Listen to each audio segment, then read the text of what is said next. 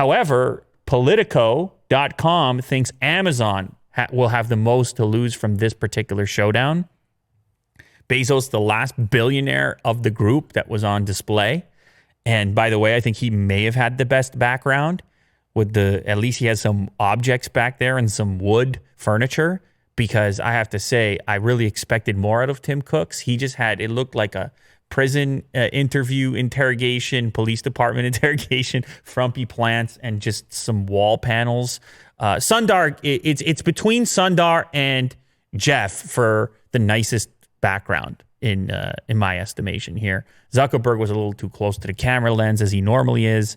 Zuckerberg wins the resolution battle, though I think he was the clearest of the bunch, whether that's a good thing or not, depending on how you want to analyze this type of setup. But anyways, the reason that many think that Amazon has the most to lose is because of the effect that Amazon can have in a tangible way on physical small business and retail. And retail, my goodness, retail is under attack for a number of reasons. And this lockdown has really expedited that process and it's the reason Amazon stock is just to the moon. Yeah. The brick and mortar is a disaster right now. And no one is even trying to dispute it. And the question is how much of that disaster has to do with Amazon and our ability to get things elsewhere. In the early days of Amazon, there's a lot of talk around anti-competitive behavior in the pricing of books, so much so that there was an actual case made about it with the Apple's. There was discussions going on when Apple was doing their bookstore, and a lot of it came out in public. But the word was that Amazon was selling books below cost in order to completely cripple companies that had higher expenditure and smaller bank accounts, that they could do that for a while to build in the habit for you that you would always go to Amazon in the future and they'd get their profits back later. And famously, they didn't even turn profits for a tremendous amount of time. Mm-hmm. And so he's asked questions specifically, hey, do you sell Amazon Echo at a loss? And he says, no, not at a loss, only when it's on sale. And then you're like, when it's on sale, you control when it goes on sale. Right. So you can sell things at a loss. And look, I have to say something right now. Okay. I'm a fan of these companies. I really don't know what we would do if people weren't out there solving these enormous problems. And one thing that this lockdown has really exposed is how fragile our world is. When the message came out, hey, you're going to have to stay home, what did we all lean on? Technology. Yes. We all said, well, the only way to interact is going to be through the internet. The only way to participate in any type of work is going to be web conference. The only way to go to school is going to be Zoom. The only way to get my toilet paper is going to be Amazon. And of course, Amazon increasingly into the food and all the rest of it. No one else had the infrastructure to deliver the thing. Are they too powerful? Yes. Why are they too powerful? Because what they're doing is super hard. Mm-hmm. It's super hard. What are these officials going to do? Are they going to head over to Walmart? Are they going to force engineers from Amazon to work at Walmart so they can improve their services, so they can deliver things faster and essentially do this is crazy stuff. Mm-hmm. Who's the other Google? Who's the other Amazon? Who's the other Facebook? Are they too powerful? Absolutely. Do we have any other options? Unfortunately, no. Not easy ones. Yet. Not easy solutions to this stuff. Yeah. So you want to break them up and bust them up. Do services for people get better? Man, I don't know. I don't know. But I do understand the consequence of this. You let them keep getting more powerful, and who knows what they do with it, Will. You let this thing keep going unbridled, and then what do the prices look like?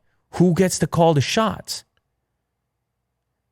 They can get to a scale we've never seen before as far as a retailer is concerned. Mm-hmm. When he said the everything store, and that sounds really exciting, maybe the long-term everything store is kind of scary.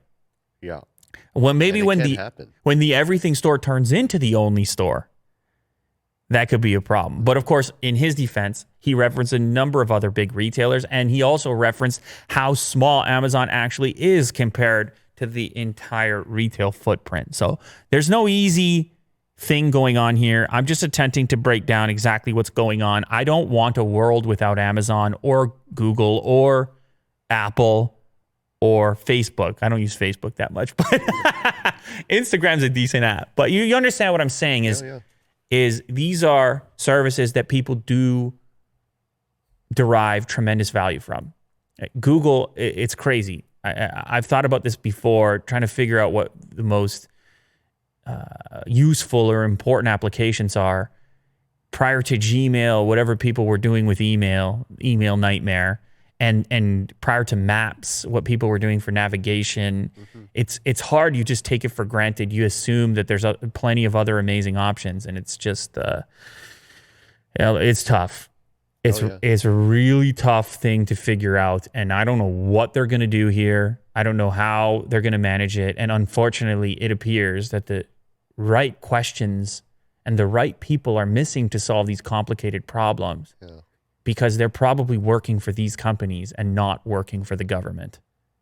What do they get out of it right now? Like they have these hearings, but it's like it doesn't seem like things are changing. Yeah, well, like I said, they can make threats and they can continue this investigation and interrogation, and the potential does exist to disrupt these businesses, but it does seem somewhat unlikely, or at least somewhat difficult to figure out how that would happen in any kind of productive way for anyone involved, whether it's the public, the government, or these companies.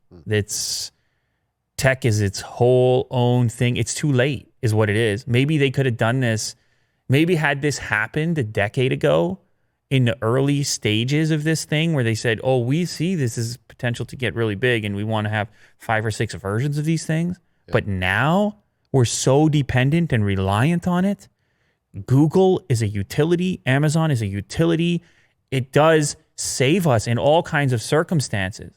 Yeah. And now you want to talk about it? Now you want to disrupt these services that we all depend on? I mean, all these people probably have iPhones. Of course they Androids. do. They're all running. They're all relying on the services. It's funny.